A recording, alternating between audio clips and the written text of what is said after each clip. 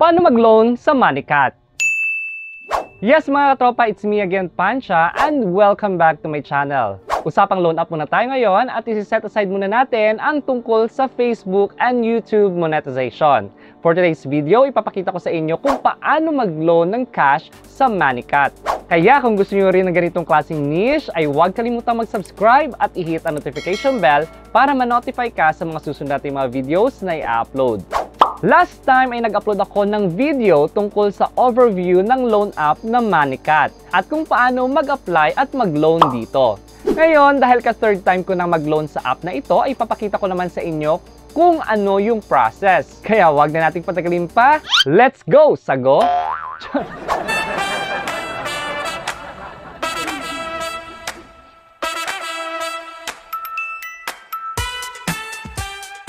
Meron silang app sa Google Play Store pero ako sa browser ko inopen yung site nila para maka-loan.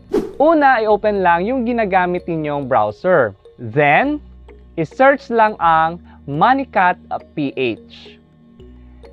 Then, itap lang yung site nila. Ayan. Instant cash loan online up to 20,000 pesos for up to 180 days in 5 minutes processing time. Sabi nila dito. Then, first loan daw ay free. Dito rin makikita na pwede kang mag-loan ng mula 500 pesos hanggang 20,000 pesos. Siyempre, kung bago ka pa lang, ay yung mababang credit limit lang muna yung ibibigay nila sa'yo. At kung bago ka, ay iset lang yung amount. At itap lang ang Get Cash Today.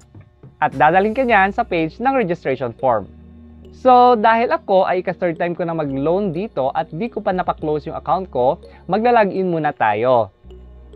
Itap lang natin ang repeat loan. Ayan. I-enter nyo lang dito yung number yung naka-register at itap lang yung receive password via SMS. If ma-receive nyo ang OTP, ay i-enter nyo lang dito. Then, tap Login.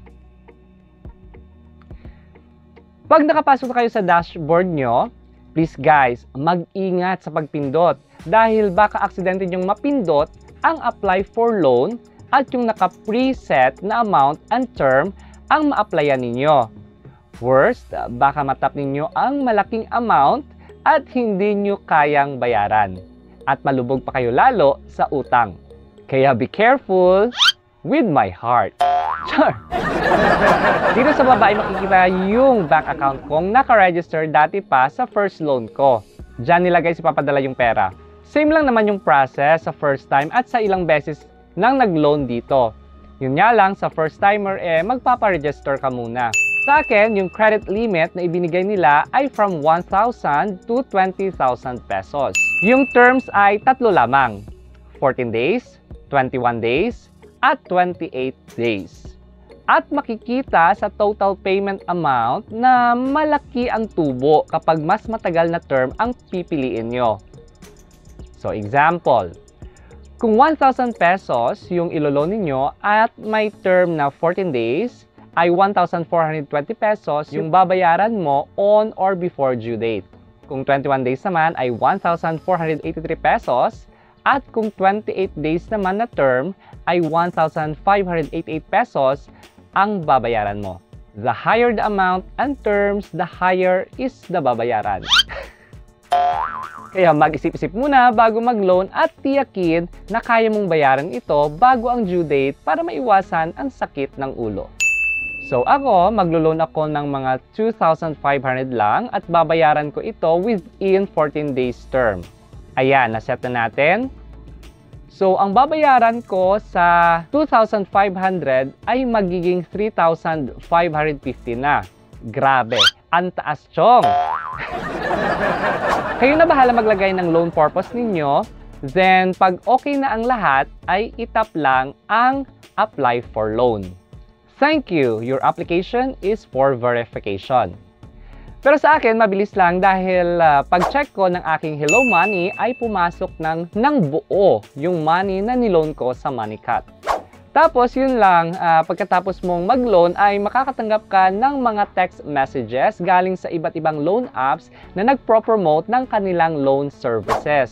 Kung gusto nyo namang malaman kung paano magbayad ng utang sa Moneycat, ay panoorin nyo lamang tong videong ito at nasa description na natin yung link niyan. So again, ang paggamit ng anumang loan app ay hindi biro o laro-laro lang.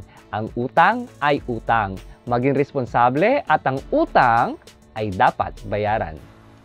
And that's all for today mga katropas. Thank you so much for supporting Fantastic Channel, ang channel na nag-upload ng mga tutorial videos tungkol sa YouTube and Facebook monetization, affiliate marketing, travel vlogs, at nagbibigay ng mga basic tips kung paano ninyo mapaunlad o mapalago ang inyong small business online.